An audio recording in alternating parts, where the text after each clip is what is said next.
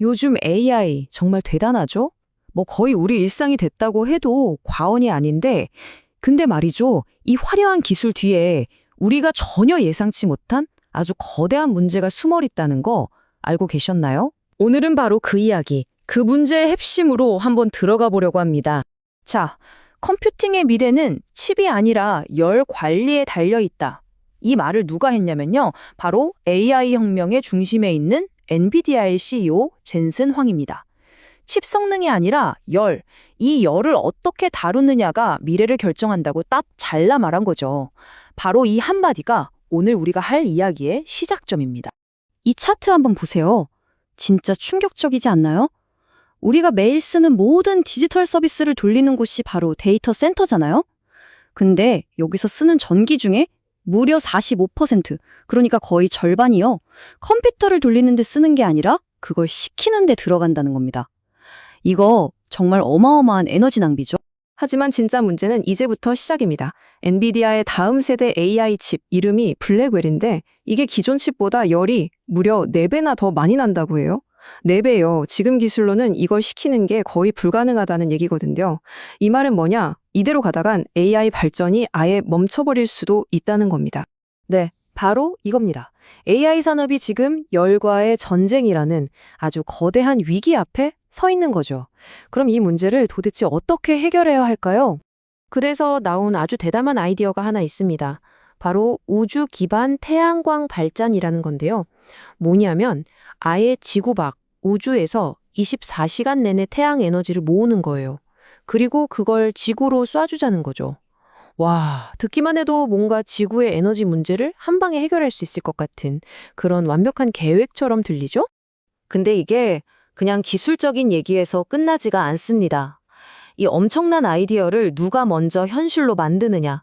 이걸 둘러싼 강대국들의 보이지 않는 에너지 패권 경쟁이 이미 시작됐습니다.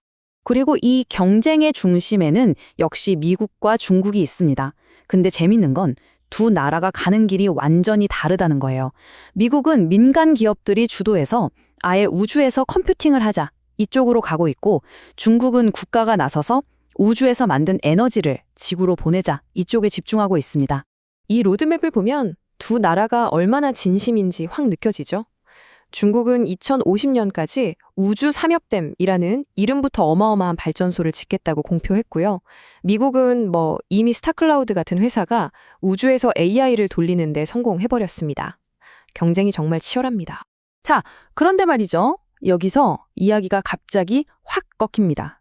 우주에서 에너지를 만들어서 지구로 보낸다. 이 완벽해 보였던 계획에 생각지도 못한 아주 치명적인 결함이 있었던 거죠.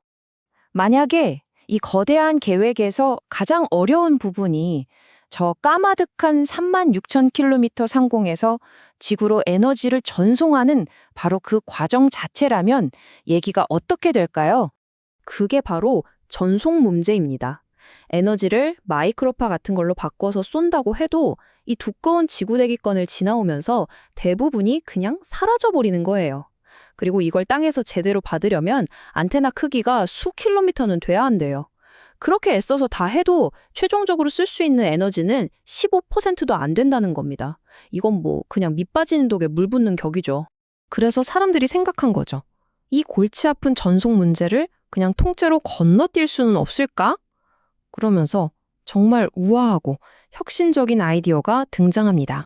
바로 이겁니다. 오늘 이야기의 하이라이트라고 할 수 있겠네요. 에너지를 힘들게 컴퓨터로 가져오지 말고 그냥 컴퓨터를 에너지가 있는 곳으로 보내버리자. 다시 말해서 데이터 센터를 통째로 우주로 옮기자는 겁니다. 어때요? 정말 단순한데 판을 완전히 뒤집는 생각의 전환이죠? 이렇게 데이터 센터를 우주로 보내버리면 말 그대로 게임의 룰이 바뀝니다. 왜냐? 3가지 엄청난 장점이 생기거든요. 첫째, 24시간 내내 쏟아지는 태양빛 덕분에 에너지가 사실상 공짜입니다. 둘째, 열이 나면 그냥 텅 빈 우주로 버리면 끝이에요. 냉각도 공짜죠. 마지막으로 셋째, 물리적으로 아무도 접근할 수 없으니까 보안은 거의 완벽에 가깝다고 할 수 있습니다. 이 공짜 냉각을 가능하게 만드는 거의 마법 같은 원리가 바로 복사 냉각이라는 건데요. 별거 아니에요. 우주는 텅 빈 진공이잖아요. 그러니까 서버에서 나는 뜨거운 열을 그냥 방열판을 통해서 적외선 형태로 휙 우주 공간에 쏴버리는 겁니다. 그럼 끝이에요. 물 한 방울 전기 1와트도 안 쓰는 그야말로 완벽한 친환경 냉각인 거죠. 에이, 이거 너무 SF 영화 같은 얘기 아니야? 라고 생각하실 수도 있는데 놀랍게도 이 아이디어를 이미 현실로 만들어낸 회사가 있습니다. 그 회사가 바로 스타클라우드입니다. 이 회사가 뭘 했냐면요. 작년 11월에 이미 엔비디아 H500 GPU를 실은 위성을 궤도에 띄웠어요. 심지어 바로 올해 10월에는 그 뜨겁다는 블랙홀 칩까지 우주로 보낼 계획이라고 합니다. 그리고 2030년 이후에는 아예 거대한 궤도 데이터 센터를 짓겠다는 정말 야심찬 목표를 가지고 있습니다. 그리고 이 위성이 뭘 했느냐? 궤도 위에서 구글의 AI 모델을 실제로 돌려서 안녕, 지구인들! 이라는 역사적인 첫 메시지를 지구로 보내는데 성공했습니다. 바로 이 순간 우주 컴퓨팅이 더 이상 상상이 아니라는 걸 증명해낸 거죠. 자, 그런데 이 모든 멋진 그림이 완성되려면 아직 마지막 퍼즐 한 조각이 남아 있습니다. 바로 비용 문제입니다. 이게 경제적으로 말이 되느냐 하는 거죠. 이 표를 보시면 답이 좀 보입니다. 에너지 효율, 냉각, 보안. 거의 모든 면에서 우주 데이터 센터가 땅에 있는 것보다 훨씬 좋죠. 딱 하나 걸리는 게 있다면 바로 처음에 쏘아 올릴 때 드는 어마어마한 발사 비용입니다. 그리고 이 문제의 해결사로 등판한 게 바로 스페이스X의 스타쉽입니다. 결국 이 거대한 산업이 성공하느냐 마느냐는 스타쉽 같은 재사용 로켓으로 발사 비용을 얼마나 획기적으로 낮출 수 있느냐, 여기에 달려 있는 거예요.